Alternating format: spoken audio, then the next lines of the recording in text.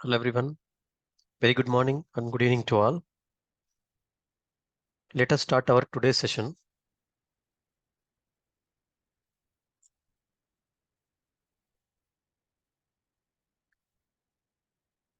So different scheduler in IICS. So IICS itself, we do have a scheduler. So that is a native scheduler. If I want to schedule any task or task flow, so we can schedule it by using the schedule options. In addition to this, after deployment, okay, after the component has been deployed into a production environment, if I want to schedule it, yes, you can schedule it. Any environments we can schedule, no issues. If you see this, we do have a lot of schedulers in real-time projects. We do have one open source scheduler called UC4 Atomic Scheduler, and we have Control M Scheduler, Apache Airflow, Autosys. In addition to this, we do have a different schedulers. Any one scheduler we can use. Once deployment has been completed, so the component will be there in the server. Then from here, we have to schedule it. So if you take one scheduler called UC4, this is one of the scheduler. And if you see in the scheduler, we have to create a lot of jobs. Okay, so this is job A, job B, and C, and D. So these two jobs will run in parallel. These three jobs will run in sequential order. So each job will have a task or task flow. Okay, we can schedule a task or task flow, and from here you can schedule it. So if this task completed, then it will go to the task B. So inside a task, you can keep like even if you want to create a dependency, like if you want to create some even weight, yes, you can create the file dependency. Like file watcher, we can have it. Okay, UC4 is one of the open source scheduler. Okay, so if you want to create, if I want to create this UC4 now, they have renamed with Atomic scheduler. If you see this, this is the scheduling types, and then this is the one of the scheduler we were using for one of the projects for IICS as well as other jobs as well, like IICS jobs and Hadoop jobs, Spark jobs, other jobs as well. Okay, so we can schedule any jobs and Informatica jobs, any jobs, Teradata jobs. All the jobs will be scheduled by using this UC4 scheduler. Before scheduling it, the component should be deployed into the respective environment. So you have to create a job and job plan, and each job events or file event or time event or any event you can create it. Okay. So this is the actual scheduling. If you see this UC4, this start button, and then inside we'll be having a lot of modules. So based on the frequency, we have to schedule it, the timing, and based on the dependency, we will make like parallel or sequential way of execution. Okay. So this way we will execute it. And if you see, this is one of the uh, atomic scheduler for IICS. If you see this, you can able to see here, right? So here we have the workflow. Workflow means it's a atomic scheduler, and you can see here it's like you have many options, right? So we are many modules are there. So based on that, we will be creating the jobs. Okay, so a lot of jobs will be available. Based on that, you can create whatever the job we want to run. If you see that, this is something like you can create like a container. Inside the container, you can place many jobs. Like it might be a container in the sense based on the schedule. Okay, so I want to schedule it daily jobs, daily 7 a.m. So you have to create a job and then 7 a.m. container, we have to place it. So it depends on the project. They'll be having uh, like a different like a framework, a container and the intraday jobs. Yes, based on that intraday jobs, they'll be having different containers. Okay, like every 4 hours once we have to execute it, then we have to put it in the 4 hours container, intraday jobs container. Based on that, it will have some sequence number and so dependent tables and all this it will check. Batch date, all this it will check. So if you take this one mapping task, Okay, so if you see here, so this is one of the mapping tasks here. It reads the data from source to landing zone. Okay, so CDS, this is core data services. You have some, you are defining some variables, job name. So in the scheduler, we have to provide the job name. So what is the job name? We are going to keep it. Say for example, this is the job name. Okay, it's like a task or task flow. So you can have anything. This is the MTT. MTT is nothing but it's a mapping task. Okay, so mapping task and parameter file has been located in this particular path. It's a it's like a cloud path. Okay, the server path. We are mentioning that lookup files, parameter files.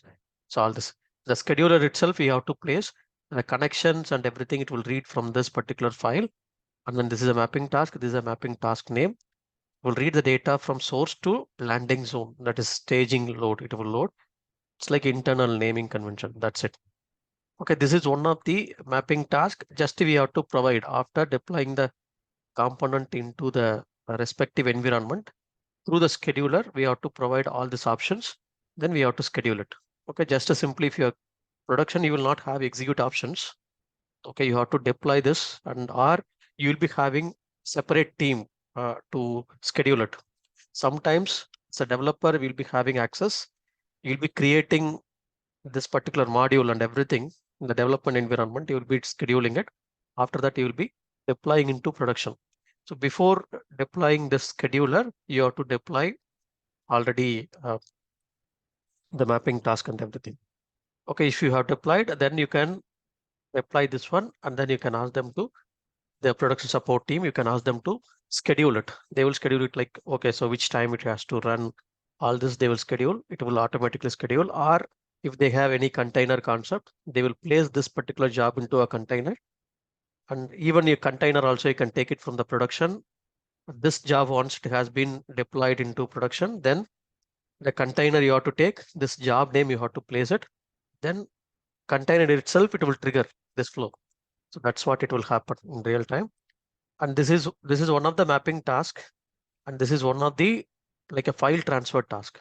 It's transferring the data from source to destination. It is moving the file from one path to another path. This is also scheduled process. Like we are checking the file in this particular location, and then we are moving to another path. So this is the way we will schedule the jobs in the real-time environment. Okay. So scheduling tool, that's what I'm explaining here. The UC4 is one of the scheduler, atomic one of the scheduler, and you can use any scheduler. Okay, so UC4, Control M, Apache Airflow, Process, any scheduler you can use. If you go to the real-time environment, they will give you the knowledge transition. In that time, they will explain you how to do it, right? All this they will explain it. But if they ask in the interview, you can tell them, right? So this is what the scheduler we are using it. And if you see this Apache Airflow, this is also one of the open source scheduler, okay, open source scheduler from Apache, and you can schedule a lot of other jobs as well, Spark jobs and the different jobs, even Teradata jobs, AWS jobs, right? The different jobs, GCP jobs, all the jobs we can schedule it in this particular scheduler also. Okay, so it's like this is what you'll be seeing. See here, it's a GCP task, GCP one, a BigQuery one, and we are running some task. It'll be called as a DAG. Okay, so DAG, we will call it as it's a DAG. So DAG is nothing but this is one of the DAG, and the DAG will have the different options. Like these are all the sequential one. And if you see this third step and this step is parallel one. Okay, so if you go to the graph view here, you'll be having one option called graph view. Yes. So this one, if you open, then it will open like a graph view this way. Okay, this is a graph view actually. If you see this based on the dependency, we have to just schedule it. Okay, schedule it. It will get scheduled like a dimension table or fact table. How we are running the sequential way or parallel way. That's what you have to schedule it. And each and every module, if you open it, so if you open this module, and it will show you what is the code inside, which module which object you are calling. And this is second one, third one. That way, based on the dependency, you can call You want to make it like a parallel sequential. Yes, if it's the dimension load, you can, if you have mapping task, you can put it like here and parallel is sequentially all this. So this way it will run. Okay, so all these modules are running in parallel. Actually, it should not be running in parallel. It depends on the conditions, how it is running. So one by one, all the modules is running, then it will get triggered automatically. The next one, it's a date. Actually, you are getting right, and you have to create it. This DAG we have to create it in Apache Airflow development environment. We'll be having something like a deployment team for the scheduling deployment. Once you have created, you have to inform them. Okay, so you have to inform them. Then they do have some time dependent. So in that particular time, they will schedule this particular tool. Okay, so this is Airflow. Like most of the project, even we are using that. Airflow is one of the scheduler for other jobs as well. So why? Because we are going for a common scheduler. It is not only for IICS job. So we'll be having other job as well. So BigQuery jobs, AWS jobs, Spark jobs, Teradata jobs. So all the teams will use this particular scheduler, a common scheduler. So based on the dependency, they will schedule it. Any jobs. Okay. So Unix job also you can able to do it. So all this Teradata BigQueries, sorry, BigQueries, all this you can run it. Okay. So this is one of the scheduler. You can tell them. Okay. So this particular scheduler, we will schedule it. So in the development environment, you have to develop the tag, and based on that, you'll be making that. So if you, this is a monitoring end. Okay, this is monitoring end. You'll be having a path. You have to go to the path by using your username and password. And if you place this file, tag name, it will show you. If it is on means this particular job is it's running currently. If you have access, you can off it, then it will not run it. Okay. Sometimes they will ask production support team to stop the scheduler, then it will stop. If it is failing, then it will fail, and then it will get alert email. So you can the email will get alerted. Okay. So this is also one of the other scheduler. So we do have like a scheduler like control M. So other schedulers we have. Uh, So if you ask control M, yes, it's another scheduler. Just a second. This is also like a Airflow only. See here we are, they have scheduled Python jobs, right? So different jobs they have scheduled, and this is something like different jobs will be having it. And the owner is Airflow team and recent task, and when it has been executed, last run, and everything you can able to see here, right? So all this you can able to see. So mostly like cloud environment, we will use this AWS environment. All this you will use this particular jobs. Okay. So active 7 jobs, past seven. So totally 14 jobs will be there. So like this you can have. Okay. So multiple jobs. So if you go through this particular document, you can able to get the idea about this job. You might be using this particular scheduler in future. Okay. Or if you are not using it, yes, in future you might be using it. Okay. So we'll call it as it's a DAG. Okay. AWS job also, we will be scheduling all this by using the Airflow only. So most of them are moving on the cloud. Yes, they will start using this Apache Airflow is one of the scheduler. Okay. So if you want to explain them, yes, you can explain them. These schedulers, and control M is another scheduler. Okay. So control M is another scheduler. The same way you have to say, for an example, we used to have control M scheduler. In the control M scheduler, we have to inform our job scheduling team. So actually, we do not have access to create a control M job. So we have that separate team to explain them. Okay, so we do have the different teams, and we'll be explaining them. So these are all the things. Okay, so for an example, Hadoop jobs, Informatica jobs. So different jobs we can have it. So any jobs you can go for enterprise data warehouse, Hadoop, all this. You can have this particular jobs, data stage job. So different jobs, FTP, SFTP, web services. So all this it can able to control it. If you see this, this is one of the control M jobs, like a monitoring end, right? These many jobs are running, sorry, completed. This one is running, and this one is like, if you see this, waiting conditions, and this has been failed, right? So yellow color is executing. So this is what the L1 support team or the monitoring team, they will monitor it. Like based on the dependency, we will be scheduling it. So we do not have, in our previous project, we do not have access to create this job. We do have a job scheduling team. We do have some RATM, request ID. We have to create a schedule by using the scheduling task by using these details. At different details, we will give it to them. And what is the jobs and all the details like job name, frequency, and who is handling it. All this we will create. Okay, so we have to mention the RATM request that in what is the server, repository, domain name, folder, the frequency, on-call person, that's point of contact, which team we are going to have, the confluence page for a restart mechanism, a run book, if anything goes failure, how to do it, all this we will define it. And also if I have something like a script, yes, like info start sh like this, we'll be having pmcmd command, right? Informatica, we are starting the same way. Here also we'll be having this particular task name. You have to provide the task name. This particular module will trigger that particular job. Okay. So this will be integrated in the environment, whichever the task, whichever the scheduler in our team they're using, you have to use this particular scheduler. Okay. So different scheduler, you can use Control M, you can use Autosys, you can use UC4, a different scheduler, we can use it. Okay. And this is about a scheduler, if you ask me.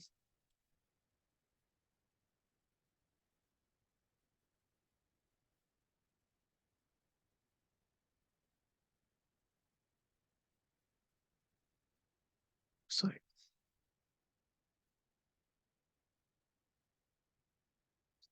So how can we do the deployment here? Okay, so how it will be integrated with Git and everything.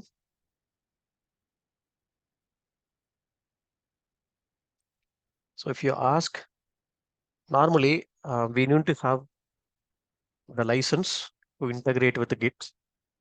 In the real-time project, it will be for the version control, we'll be using the Git. Okay, so it's like you will be having a master branch. If I want to do anything, you have to do the first. You have to create a branch, and then you have to get all the components. Like in the IICS itself, if you go here in the settings, in the administrator settings, we will have, but here we do not have access. Okay, I will show you one document. So in that document, you can refer.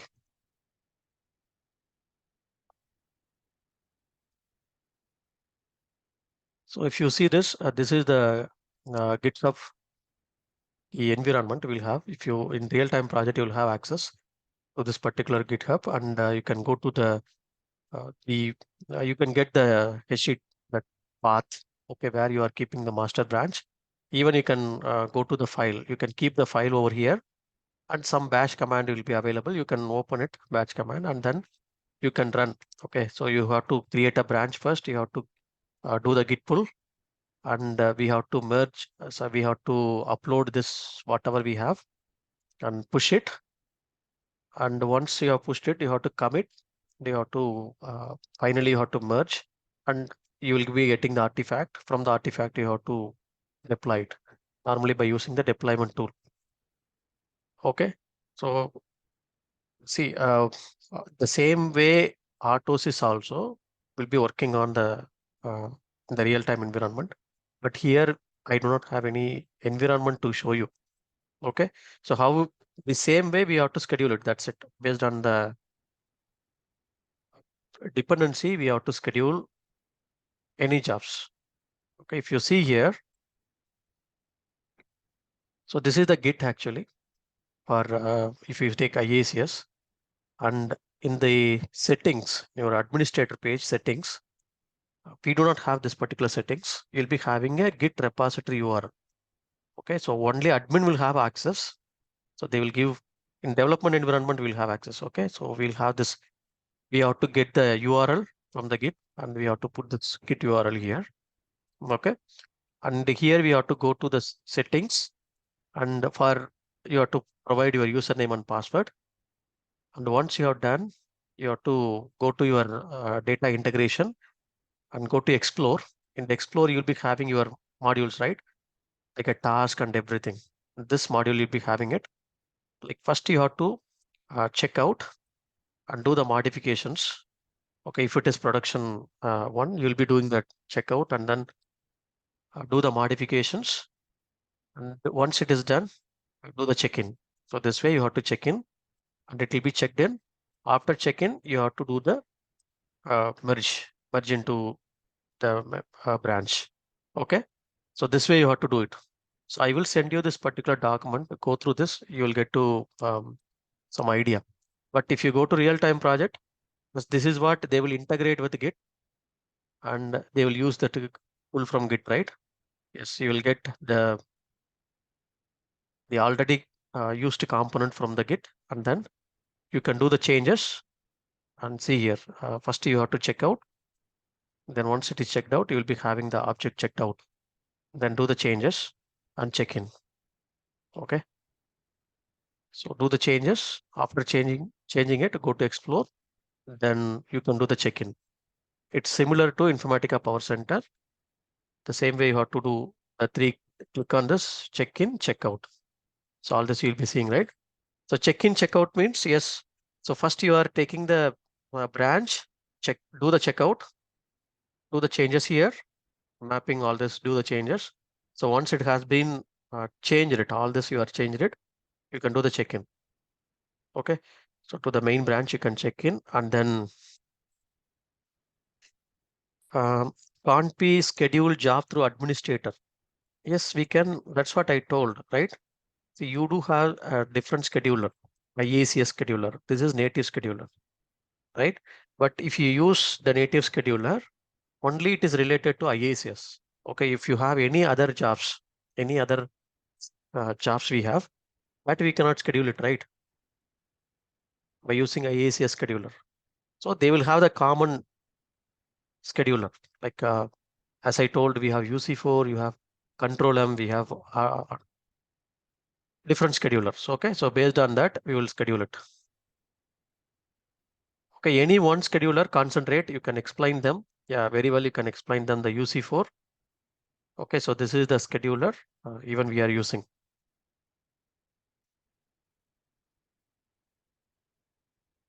Okay, so now you can go to the, sorry. Yeah, so this is what we will do the check-in, check-out and all this. Okay, so to deploy the code from one environment to another environment, the user can use pull from Git. So this option, then it will be applied to the particular environment. So this environment, you can pull it and then it will be checked out. And whatever the changes you are doing it, do the changes. And even if you are creating newly, it will be checked out object. After that, you can check in. It is similar to Informatica Power Center. Check out means we are doing the changes on our local. Check in means we are checking into the centralized repository. So we have to work on other jobs. Other jobs, that's what I told. See, you can use any other scheduler. You can use Tivoli. Okay. So some of the teams still they are using Tivoli scheduler. You can use it. Okay. It depends on the project team. Some team they will use Tivoli scheduler. Some team they will use UC4 scheduler. Some teams they will use Control M scheduler. It's there based on the budget, based on the previous jobs they will use. Other job means, as I told, it's like it is not only Informatica jobs, right? You'll be having a Hadoop jobs, GCP jobs, Teradata jobs, other different jobs. So are the schedulers integrated with IICS or we have to export the jobs? It is integrated with a network, okay, the server. After deploying the component name you have to specify, right? So here I have mentioned here. So here we are mentioning, right? If you go to this, the job name we are mentioning, and it's a MTT. MTT means mapping task. Any questions on scheduler? This is the parameter file path for this particular job. The scheduler itself we will define.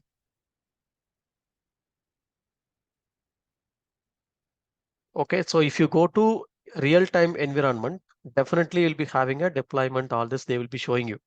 So how to do the deployment, all this. Okay. So I will give you this particular document just to go through. So how they are making that check-in, check-out, all this, right? But here we do not have this option. Check-in successful. So this is a licensed property. This license, we will not have it, our trial account. Okay, clear? So have an idea. So to give you an idea, so how we will do the deployment, how we will do the scheduler, I just explained. Okay, so I will give you one URL. Okay, so it's informatica.com. They have demonstrated like 1 hour session on the deployment. I will give you that URL. Just to go to that video and check that video. You'll get clear idea about all the scheduling.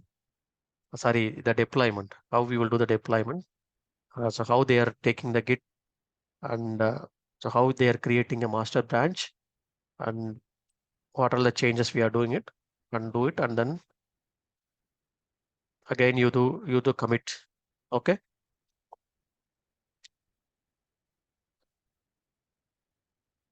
Yeah, these are all the options we have in the scheduling and deployment. And we do have a lot of other properties, right? If you open IICS, okay, so these properties we will not use much here in IICS, but still we have some properties here on the task level. I will explain what is the, sorry.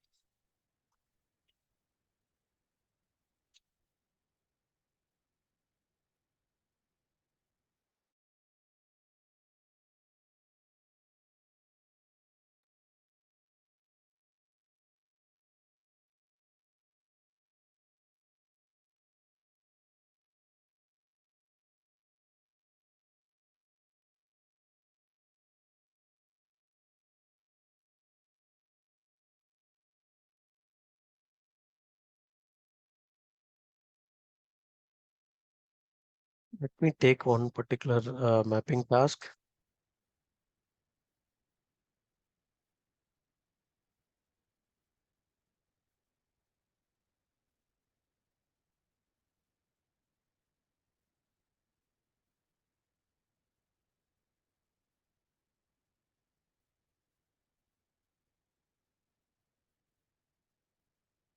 Okay, so any one mapping task we can take.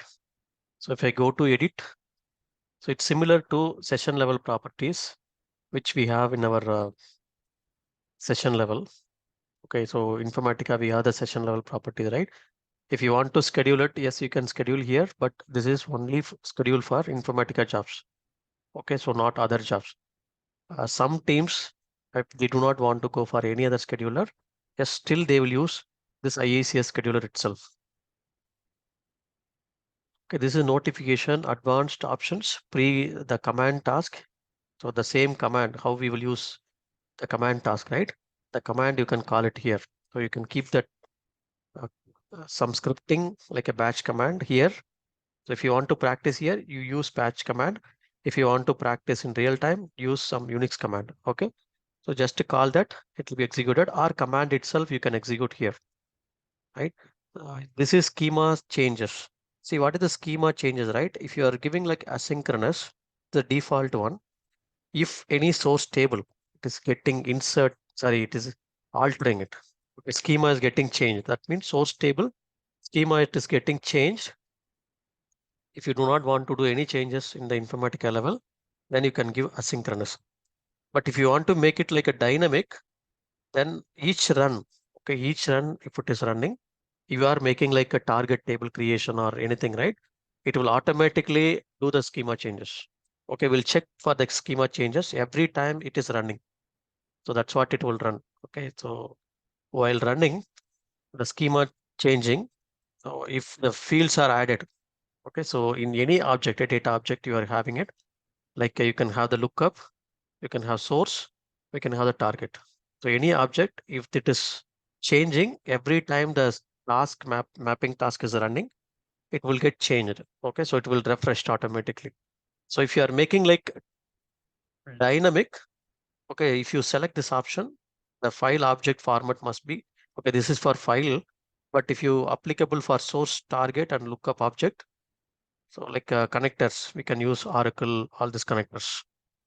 Okay, so like can only refresh the schema if the data object is a flat file.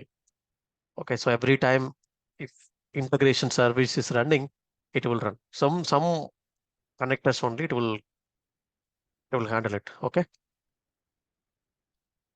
so you have to check the help document on the particular connector whether it will support this dynamic changes. Okay, but normally we will not give this option in real-time environment. So why? Because dynamic uh, schema changes we will not prefer. Okay, but if you want to handle it, yes, you can handle it here. Okay, and if you open this advanced properties, okay, so we do have a lot of other properties, right? So write backward compatible session log. Normally the session log will be created like a binary file. So if you want to create both like a binary file as well as text file, so you can use this write write backward compatible session log. It will create both files. So one is .txt file, the other one is .binary file. But these two files are kept in the server itself. Okay, so we are not able to see these options. Okay, so in Informatica, yes, you can go to the server and Unix server you can go and you can check it the session log directory, right? But if you have anything like a Unix path you are maintaining it, yes, you can able to see one file will be created like .txt file. Okay, that's the one thing. And session log where it is creating session log file name we want to give.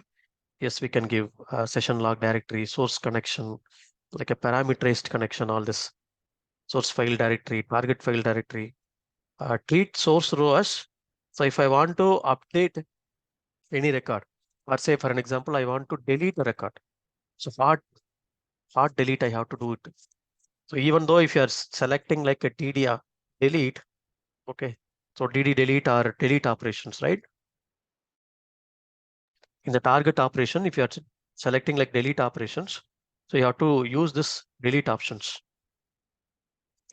Okay, so if you are using target transformation like update data driven, automatically it will be selected the mapping task. But if I want to delete any record, so we have to delete by using this source row as delete. Then it will get deleted. Then only. Okay, so commit type. Yes, we will have the commit type, source commit, target commit. So what is the commit type here? Source commit type we are making, right? So based on the commit, okay. So commit points, commit type. So we can have the commit points means commit interval. So we are giving commit interval is 10,000. So where we have to check the 10,000 count, whether I have to check the source 10,000 count or target 10,000 count, right? Or 100 count, whatever it may be. So based on source, based on target, it will count. So that's what the commit points. Okay, so commit type is source here. And the commit point we will have.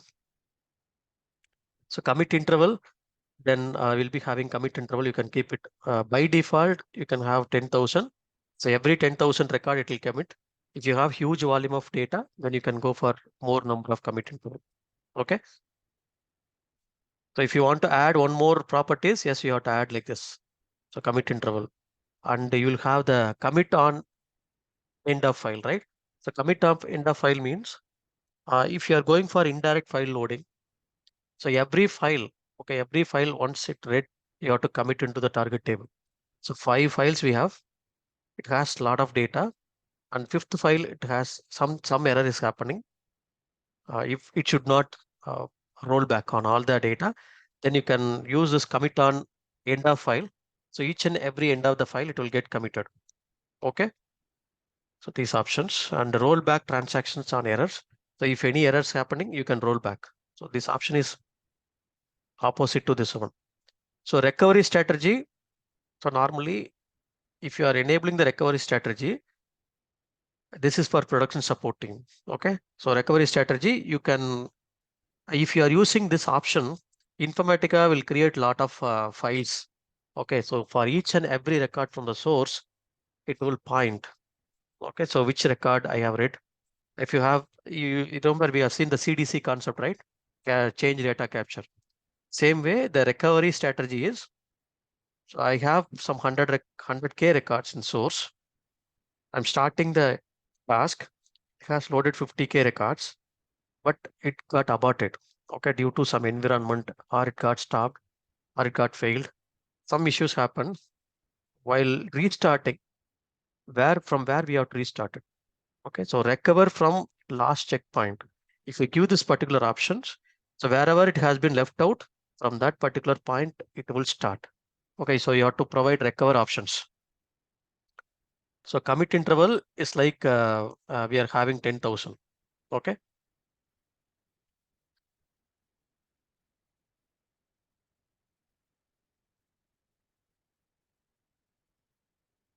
Yes, you can the same way control M jobs if you are creating. So we do have job scheduling team. Okay, job scheduling team. For the job scheduling team, we have to, as I have mentioned, we have to create a request. In our team, we have request RATM. So just you have to raise RATM. It will have the template. If you select the team, job scheduling team, they will have the template. If then it will ask what type of job it is. I have to select Informatica jobs, IICS jobs in that way. Then it will one template will be open. In the template, they will ask the details. Okay, so what is your task name? What is the frequency? All the details they will ask. We have to fill some questions they will ask, 20 to 30 questions it will have. All the questions they will ask. We have to submit it. Job scheduling team, the production support team, they will take it and they will schedule it in the production. Then they will one time they will do the run. They will ask you to monitor it. So that is what will happen. Okay, it will some script they will have. Okay, so we can have the script.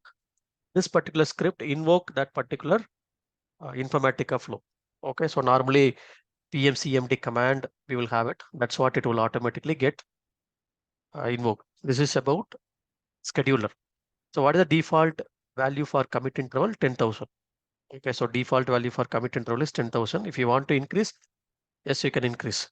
This is a recovery strategy where if the task is failed, we have to go for the monitor, we have to recover it, not for the restarting it, you have to recover. So if you give this option, it will be recovered from the last checkpoint where it has been left out. So if you are using Java jar file, so you have to place the first path. RATM, we have to raise in the service now. Yes. So DTM buffer size, it's like these are all like a performance related one. Mostly admin will have it. Okay. So data transfer manager, normally we have to provide DTM buffer size as auto.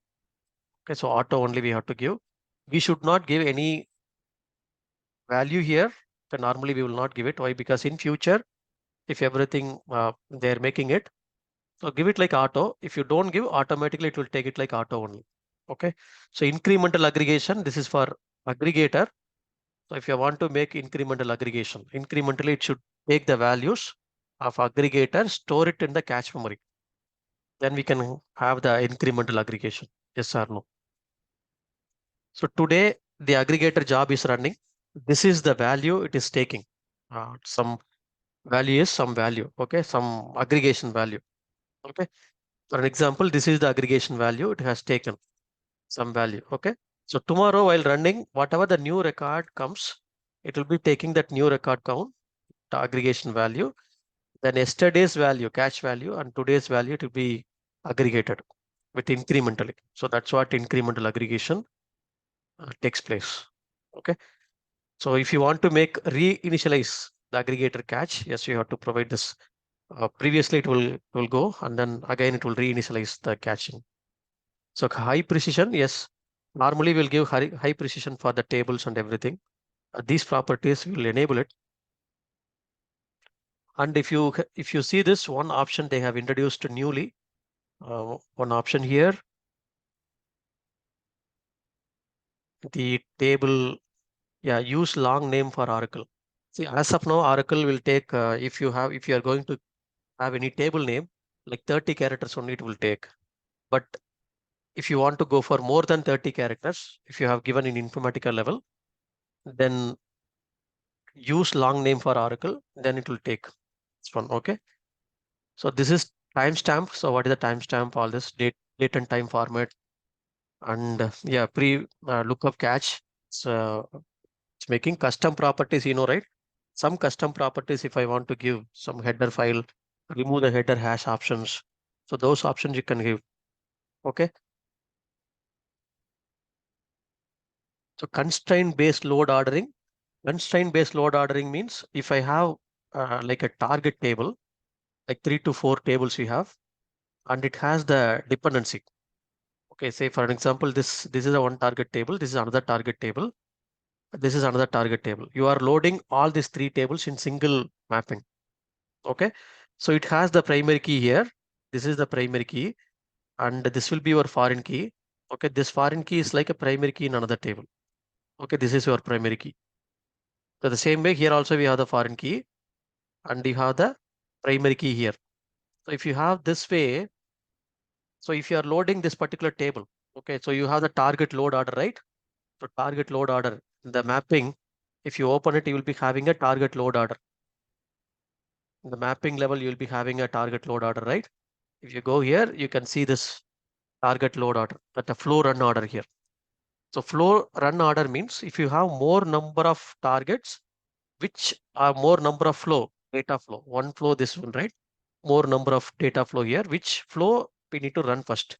In this case, if you are running this particular flow, then it will fail, saying that integrity constraint violated, right? So in this case, if you are enabling constraint based load ordering, so first it will be executed, second it will be executed, third it will be executed automatically. So this table will get loaded. So one by one record is going to insert. So based on that constraint, it will automatically load. Okay. So this is both are similar. This is the same order you have to provide. If you want to give manually, you have to provide run order by yourself. But if you want to keep it like Informatica will take care. So if you enable that property, Informatica will take care. Okay. So even if you have 4 or 5 tables, if you do not know which table should be loaded first, Informatica will go and check the table. It knows that primary key foreign key relationship, right? So which table has the primary key foreign key? First it will load the parent table, then child table. Automatically it will do. So we are not going to define any order. It will automatically take. That's the option of here, constraint based load ordering. Okay.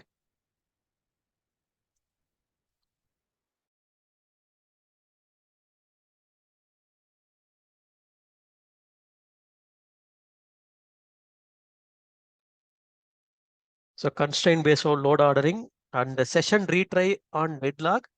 So this is nothing but if you have, okay, so if you are trying to load, if you take one single table, okay, so two job is scheduled. Okay, this is one particular table and the 2 jobs has been scheduled on the same time. We should not do it, but if you are doing it, okay. So like 2 jobs has been scheduled on the same time, it is trying to load the data into this particular table. Okay, this table it is trying to load. This is mapping 1 or task 1. This is mapping 2, the task 2. And if it is trying to load this data, so we will get write intent lock, right? So you'll be getting lock here and it will say like the table is being used by another process. So that's what we'll be getting it. And if you have enabled deadlock retry options, this session will not fail it. Okay, it will, after some time, it will try. Okay, if it is getting deadlock, then after some time it will retry. Okay, so this is what second process will wait for first process to complete and it will go for session retry on deadlock issue. So deadlock issue, you may face in real time. Okay. So these are all the override tracing, right? Stop on error, we know. Stop on error means if I want to make like if it is 0, by default it will take like 0. If any errors, it will not fail the task. If you are making like 1, so if any 1 errors, it will fail. If you are making 2, second error only, it will stop the execution. Otherwise, it will not stop the execution. So you can make stop on errors. Okay, so this way. And if you see this tracing level, so you'll be having a different tracing level, right? Like a tracing level. We have the 4 tracing level options. You have terse and normal, verbose initialization, verbose data. So normally, if I want to backtrack any flow in the production, so you will enable the verbose data. So why? Because production, you will not have access to backtrack, right? But you can check the logs. You can check the logs. You will get the logs from the production server, then you can get the logs. But the thing is, if you're enabling verbose data, so make sure that you should not have lot more data. Okay, so if you have millions of data, so all the data will be captured in the log itself. Okay, it will impact the performance. Okay, but what all the information will be available? So this information, the integration service logs each row, passes the mapping. Okay, and also notes where the integration service truncate string. All this it will take. If you're making like a ters, right? The integration service logs initialization information. So how it is initializing the mapping task, all this, error messages if any, and notification of rejected record. These 3 options only will be there if you are enabling ters. By default option will be this option normal. Okay, if you are enabling normal, like a status information, error encountered, skipped rows, so all this will be captured. Okay, summarize session results, but not each and every record it will not take. Okay, it's like summarization it will take. Verbose initialization, in addition to this normal, the integration service logs additional initialization details. It's names of index cache, data cache file used, detailed transformation statistics it will cover. Okay, verbose. See, this is very first level of details. Next level, next additional level. This is the last level, verbose data. It will capture all the data in the logs. So that's what it will capture. So these are all the properties. Uh, Performance wise, normally we will not change it. You can go for normal. Okay, it's a by default, it will have the normal. But if you want to backtrack any process, I want to backtrack some process in the production, how the data is being captured and all this, and what is the data is we are getting for this filter transformation and how it is filtering out, what are the data it is capturing from the source transformation, all this. If I want to check it, you can go for the verbose data. But it's very rare scenario, we'll go for verbose data. We cannot run debugging. That is we cannot run preview data in production, right? So production, we cannot run preview data. So only thing is we can get the logs. From the logs only we will analyze it. So normally in the production, if you do not have much data, yes, you can get the logs this way. Okay, so these are all the options. Sometimes they will ask in interview, but it's very rare scenario they will ask these kind of scenarios. And yeah, so I will give you one link for the deployment process. So Informatica Corporation, they have demonstrated it for IICS. You go to this link. It's like a 1.5 hour video. So just to go through this video. Okay. So deployment process, you will get to know. So how to explain all this. So please make sure to watch this. So you will get clear idea about this deployment process. Okay. So how it will be integrated with the Git and all this. I will give this link. So you can able to do it. OS profile, profiling, like getting profiling, I know, but OS profile, I do not know what is that. Maybe it's like admin related one. Okay. So maybe like you have something like the password. Okay. So password and everything, right? In the script, we will not write any password. So they will create a profile file. So from the profile file only, it will get the password in the runtime. Okay. So why? Because username password for the servers, they will not provide to you. Okay, so it will get all the username, password, and everything from the profile file. So you'll be mentioning dot profile in your script. Then it will take data from that. I'm not sure whether you are referring that particular profile here. Okay, it will have the admin related stuff over there, the credentials. Sequence generator makes it mandatory to create mapping task. Do we have any other transformation that makes mandatory for mapping task? Why we are creating the mapping task, right? So mapping task is uh, for capturing that catching values. Okay.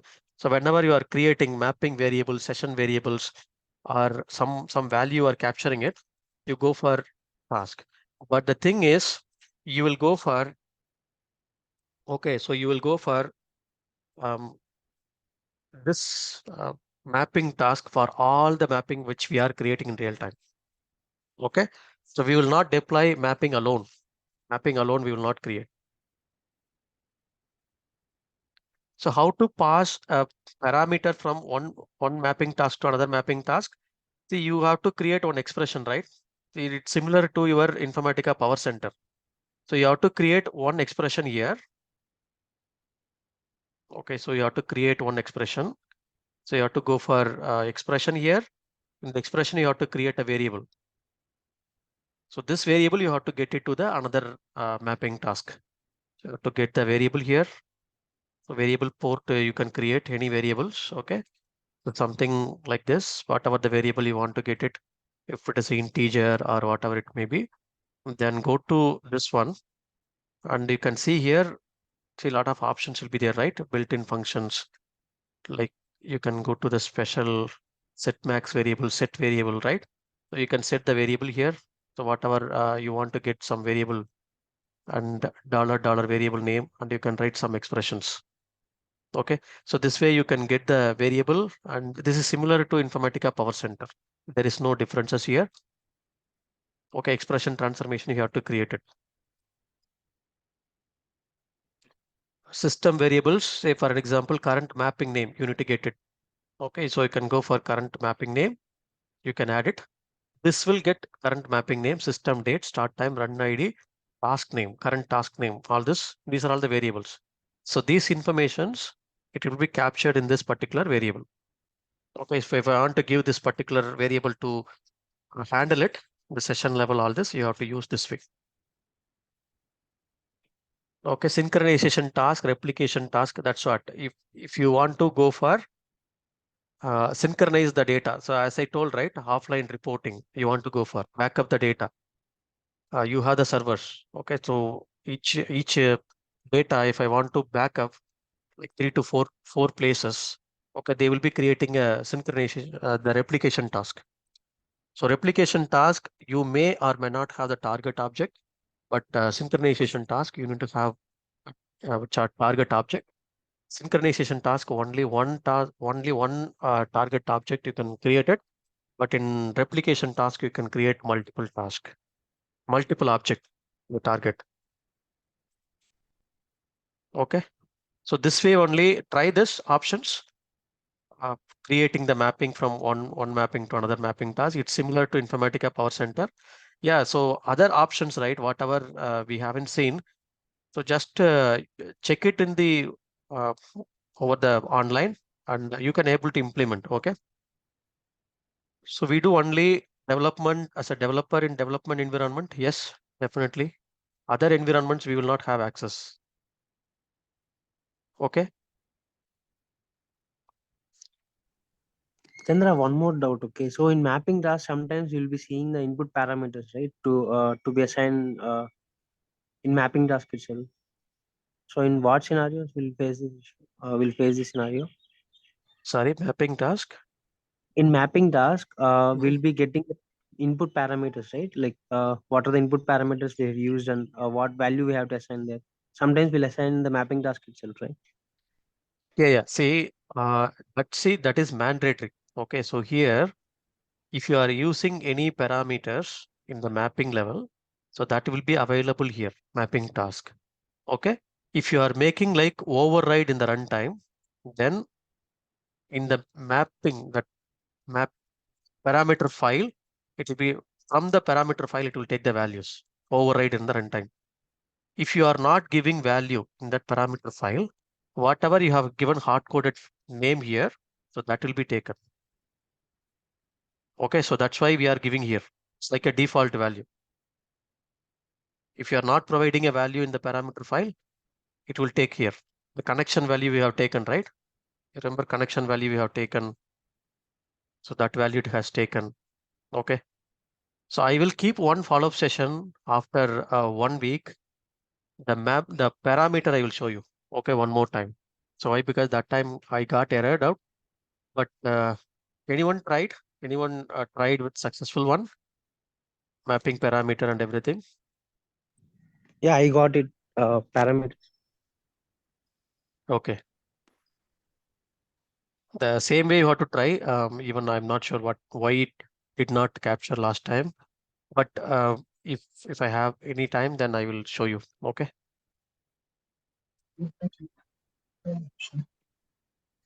Sorry, your voice is not clear.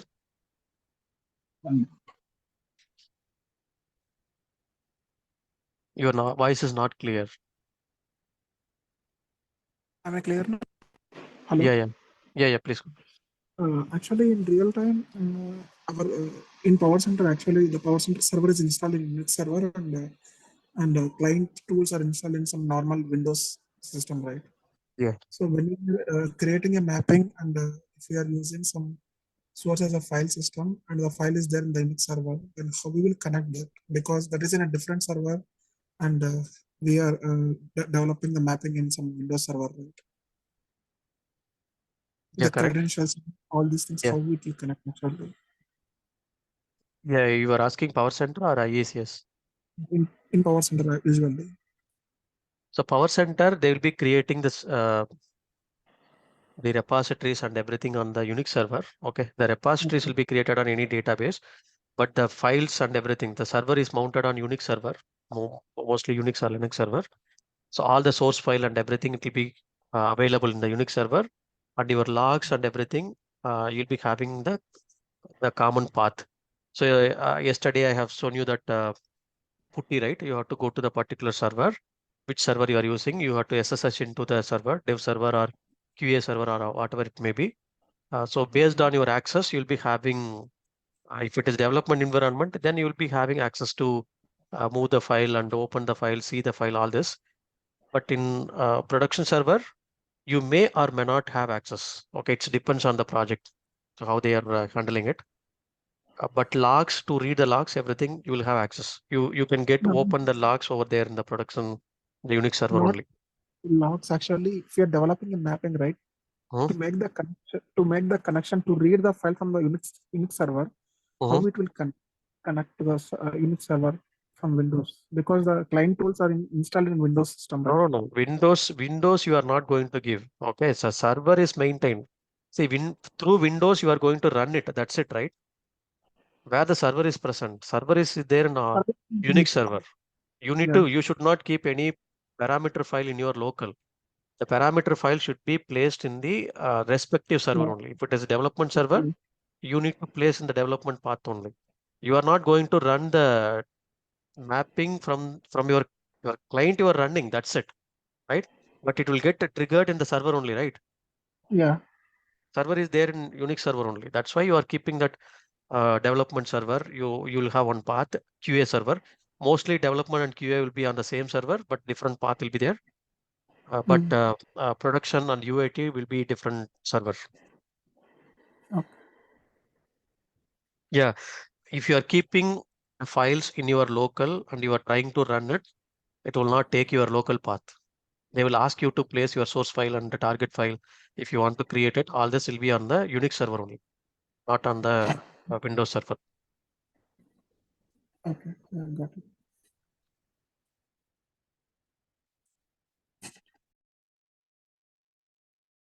Okay. So yeah, so please practice all this. And yesterday I have given some interview questions and everything. So I will send it to you all the documents. Okay. So whatever the class we have taken so far, so all the 30, I think 34 sessions right from today. So all the 34 sessions, the link, I will send it in one mail. It's a lifetime access. So always you can use it. Okay. If I'm going to add any other different concept newly, then I do have your email ID. So later also I will send it to you. And if you need any other help like mock interview or any other personal help, always you can reach out to me. I'll be available. Okay. So I will take one more follow-up session after 1 or 2 weeks. Maybe here May 6th or this way. Okay. May 6th or 7th. I will take 1 2 hour sessions or Saturday, Sunday. So please join it. We will discuss whatever the doubts you have. If you are preparing today for an interview or anything, and you are attending any interviews, if you get to know any doubts or anything, you can always reach out to me. Okay.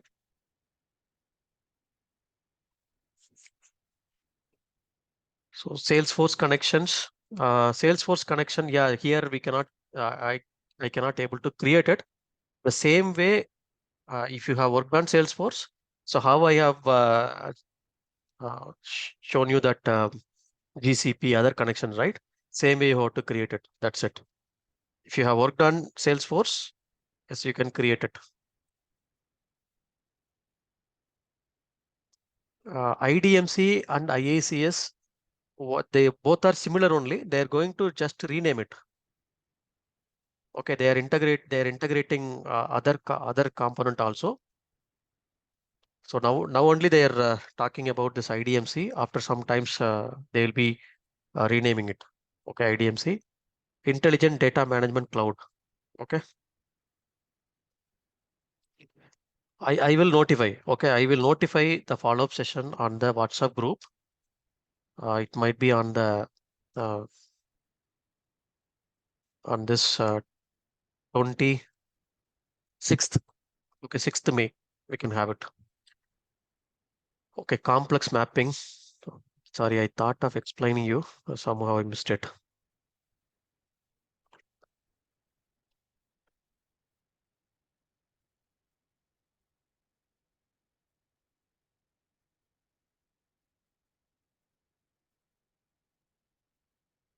Okay, so if you take one complex issue, so a lot of complex issues are available. If you take one complex issue, I will tell you. Okay, so if they are asking, you can explain them. This is one of the complex issue. Like it involves, it's not like that much complex, but it involves a lot of project teams. Okay, the source team, they are sending like some PIA information with like all the personal identification information with huge file. It's an encrypted file. Okay, so we have to load this file, decrypted file, into a EDW tables, as well as again we have to decrypt, we have to process it, we have to load it into EDW table, as well as we have to send it to the some regulatory. Okay, for the regulatory report perspective. So we are getting the data from source team, and this is an encrypted file. They will be placing the file into SFTP folder. Okay, it's a secured file transfer. They are placing the file. Okay, so from here I have to read the file and I have to encrypt, decrypt. So since it involves encryption, decryption, we have to use some Java transformation. We have to do encryption, decryption, all this. But Java encryption, decryption is already kept like a maplet. Okay, it's like we are not going to do our own logic. It's like a maplet is already there. So that particular reusable logic you have to take. But you have to connect with the key maker team, okay, to get the decryption key. So why? Because the file is coming like encryption, like a dot PGP file. Okay, the extension of the file is dot PGP. It's a file extension. So we are getting like encrypted file that we have to decrypt first. So in order to decrypt the file, first we have to download the file from this SFTP to our crypto server. So this is one process. We have to write some Unix script to download the file to this particular server. Once the file has been arrived here, we have to trigger our Informatica mapping to decrypt the file by using the key values. That key value will be placed by keymaker team. That will be there in one like a parameter file. It will be look up, and then it will get the values. It will decrypt the file. Once the file has been decrypted, it will move the file from this server to another Informatica local server, ETL server. Okay, this is crypto server, this is ETL local server. So here we are applying transformation logic. Okay, all the logic we are applying. So once it has been applied, again the script we are running to move the file to crypto server. Why? Because after that you can load it into target table here. Okay, target table we are loading it for the reporting purpose. The same one we need to send it to the outside. It since it has many PIA information, we have to sensitively we have to send. So we are applying again to crypto server. We are getting the encryption key from the key maker team. We are doing the encryption key, and again we are uploading into a drop zone. From the drop zone, they will download it. So it involves a lot of team, SFTP team, key maker team, and then here also we are connecting with them, and we are getting source team. We have to connect to get the files. They need to send the file, and some indicator file we have to keep it. We have to check whether the file has been arrived completely or not. They should not send any partial file. So a lot of scripting we have to write, automation script, and we have to upload it to a job zone. So it involves a lot of uh, testing and everything. So if they ask any complex scenario, you can explain this particular scenario to them. Okay. Even if you want to get some more real-time scenarios, I suggest you to go with Informatica Network. Okay. So go to Informatica Network. So you can get some real-time issues over there. So these might be this link might have they have decommissioned it now. But the same way you can go to best site to learn Informatica is Informatica Network. So always go to the Informatica Network. We'll be having a lot of power center related questions, community, all this will be having it. Okay. See here, lot of issues they will be posting here. Okay. So error while choosing that local secure agent, store credential and IICS organizational settings.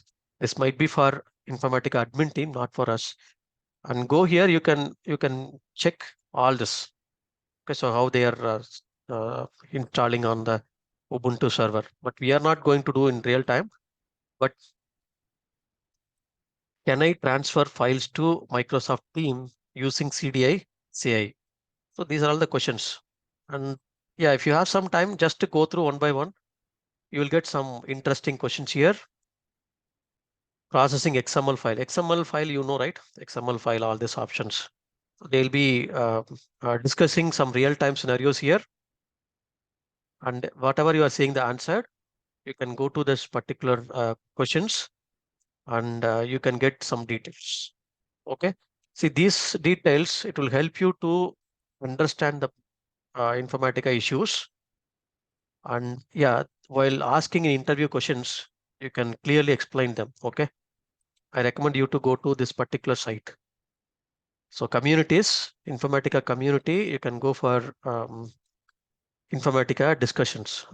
Discussions, you select whatever the options you want. Power center, cloud, data integration, all this. Okay. So this is the way a data replication task in from control M. I told, right? So how can I use the control M jobs? So if you go to this, they're suggesting you to go and read this particular options, this community thread. Okay. So you can do it like a web service, all this they're saying, right? So just to go through that, you will get some idea, REST API, all this. So if I want to read some repository details, you have to create REST V2 connection only. Okay. Clear? Will you able to explain this scenario?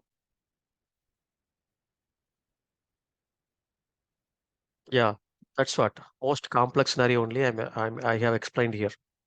Same architecture, you can keep it and explain them. This one. While starting, you feel like it's a complex one, but after interacting with multiple teams, some sessions with other teams, so that is what you have to progress, right? So you have to progress and you have to complete each and everything. You have to sort out what is the challenging point here, and you have to overcome that particular each and every issues. So you have to note down what are the teams you have to go with and what is the priority here. And based on that, we have to go for one by one all the tasks. You can explain them. Okay, this particular diagram, I will send it to you. So whatever is necessary, I will send it to you all. Just to go through that, you will get clear idea. Okay. The ETL test mapping, all this, I will send it to you.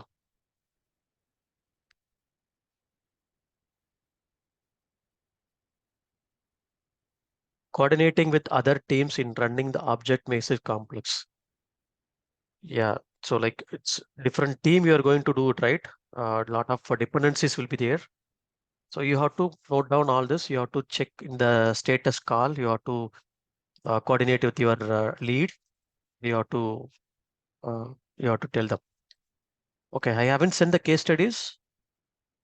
Okay, if I haven't sent, then definitely I will send. Okay, today I will send all the case studies and everything. Okay, case studies, interview questions. Even you asked for answers, but try to prepare answers from your end. And if not, I will send it to you. The follow-up session you ask me. These are exercises I used to keep.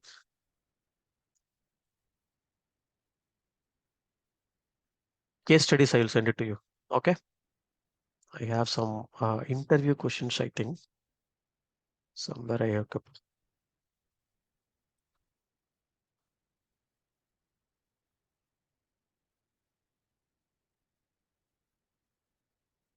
Okay, so these are all some already I have given. Okay, these questions, but the real time scenario level questions I will send it to you all. Okay, so try to do that. The thing is, you have to try. Okay, you have to try and try to solve all those uh, the errors. Okay, so always take the error. Just to Google it, you will find the way. So that's what you have to proceed. Okay, so invest some time. Okay, at least 1 hour per day to understand all this very clearly. As I told, go for network informatica.com. You do it. In future, if you get any issues or anything, always contact me. Okay.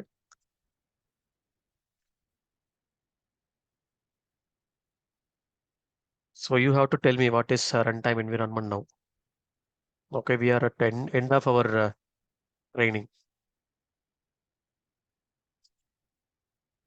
So please go through our architecture video. I have explained what is the runtime environment will do. Okay. The IICS architecture module you can go through. Thank you all. Thank you for your time. Thank you for the opportunities. I wish you all the best for your success in career. Always you can contact me. Okay. All the documents, thank you, Srinivas. Thank you all.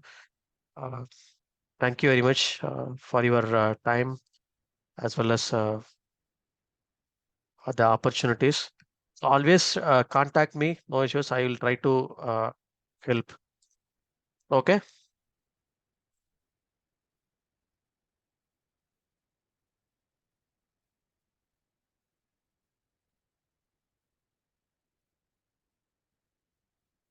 Okay, so I'm getting, we will have one follow-up sessions next week. Thank you all. Thank you very much. Always be in touch, even if you are getting stuck somewhere in your project also.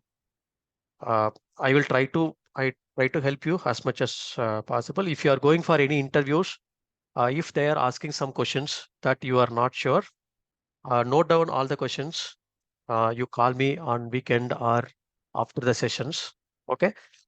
You ping me. I will tell you which time I will be free. You call me. I will help you out to answer all the questions. Okay. If you are stuck somewhere. Okay. So anytime you can contact me always. My intention is whatever you have learned here, that should be benefited for you. And you should be uh, taking up this IICS in future. Okay. I wish you all the best in your career. Thank you all. We will have one follow-up session. We are not going to end up. We will have either on 6th or 13th. I will send you the notification prior one day. Okay. Or 2 days, I will send you the notification. 6th or 13th, we will have one session. 1 hour or 2 hour session, we will have it. Thank you all. Thank you all very much. I will send you all the recordings, all the notes, and whatever the documents we need. Some exercises, right? Sequence generator. Some exercises you have asked me the logic, right? The sequence generator, creating the alphanumeric numbers, all this. I will send you logic, the development sheet to you. Please go through that. You can able to do it. Okay. I will explain that. Thank you all. We will meet on the follow-up session. You can use the WhatsApp group for your queries. You can always use it. No issues. Thank you all.